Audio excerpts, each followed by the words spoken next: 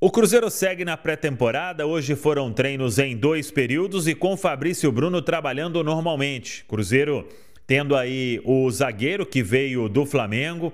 Teve uma conversa primeiro com a diretoria do Cruzeiro, depois o Alexandre Matos o levou até o Fernando Diniz. Um longo papo bateu o Fabrício Bruno com o técnico do Cruzeiro e já ficando à disposição para começar esta temporada. Já trabalhou normalmente, não fez nenhum trabalho de forma diferenciada o Fabrício Bruno, que é a última contratação do Cruzeiro. Nesta janela foram 9 contratações e o clube se reforçando para o que tem pela frente: Campeonato Mineiro, Copa do Brasil, Copa Sul-Americana e, claro, o Campeonato Brasileiro. O treinamento de hoje a gente pôde acompanhar inclusive uma parte da atividade e muito legal ver ali as caras novas, todo mundo trabalhando de maneira forte, treinos intensos, como gosta a comissão técnica do Fernando Diniz. O Cruzeiro que segue trabalhando nesses dias, tem domingo, segunda e terça, mais 3 dias de treinos aqui em Bradenton, porque na terça-feira o Cruzeiro segue para Orlando. Em Orlando vai fazer os 2 amistosos, na quarta diante da equipe do São Paulo, no sábado diante da equipe do Atlético Mineiro. Depois o Cruzeiro retorna para Belo Horizonte. E retornando para Belo Horizonte, o Cruzeiro terá o jogo diante do Tombense. E com a Federação Mineira de Futebol recuando. O Cruzeiro falou forte, falou firme e que não entraria em campo se a partida não tivesse alteração. E veio a alteração. Passou para o domingo, 8 horas da noite no Mineirão. O jogo anteriormente estava no sábado, quase que no mesmo horário do clássico aqui na pré-temporada do Cruzeiro. A FMF recuou e o jogo é então confirmado para o domingo. Isso é importante porque o Cruzeiro retorna depois da partida aqui nos Estados Unidos, no início da madrugada, vai chegar aí no começo da manhã, e é provável que boa parte dos jogadores, ou alguns jogadores, eles vão para esse jogo, hein? Isso é uma coisa que está sendo trabalhada. Ainda não existe uma definição, mas tem a possibilidade de jogadores que retornarem.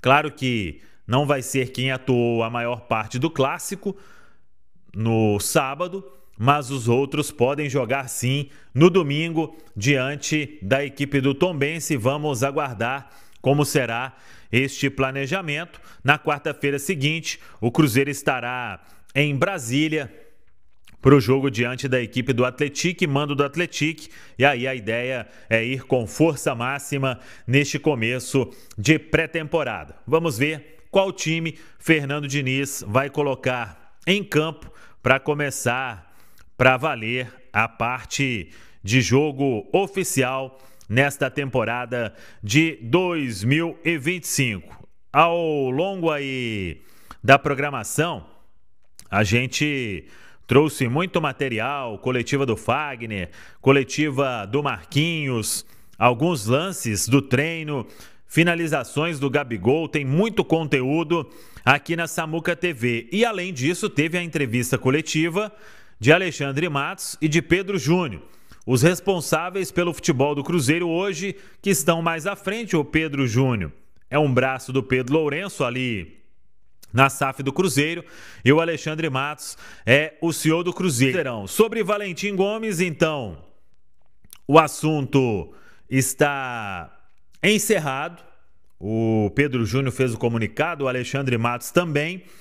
E dentro daquilo que a gente falou desde o início, trabalhando com uma certa cautela, e a desistência do Cruzeiro, e o próprio Alexandre Matos, ele confirmou que veio uma procura do Vélez, mas sem ser com aquelas condições anteriormente fechadas. Então, por isso, a negociação não foi retomada e o Cruzeiro deu o assunto como encerrado e comunicou, inclusive, ao Valentim Gomes, ao staff do Valentim Gomes, e o Vélez vai resolver lá agora o problema com o seu jogador. O Cruzeiro esteve muito próximo realmente depois de um determinado momento, iria contratar 2 zagueiros, e 2 zagueiros de muito potencial, o Fabrício titular absoluto.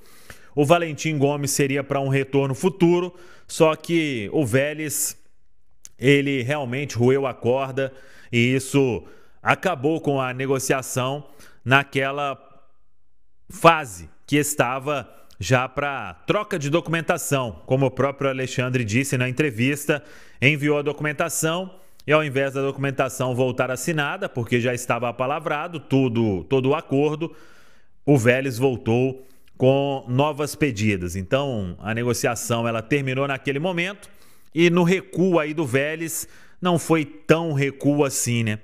Que eu tinha falado de voltar rastejando, não voltou rastejando o Vélez para tentar fechar o acordo e agora é ver o que vai acontecer com Valentim Gomes e Vélez. Cruzeiro vai seguir a vida e internamente todo mundo feliz, contente com o que o Cruzeiro conseguiu de reforço nesta janela para começar 2025. Tá falado, pessoal? Um abraço, até a próxima. Vamos que vamos!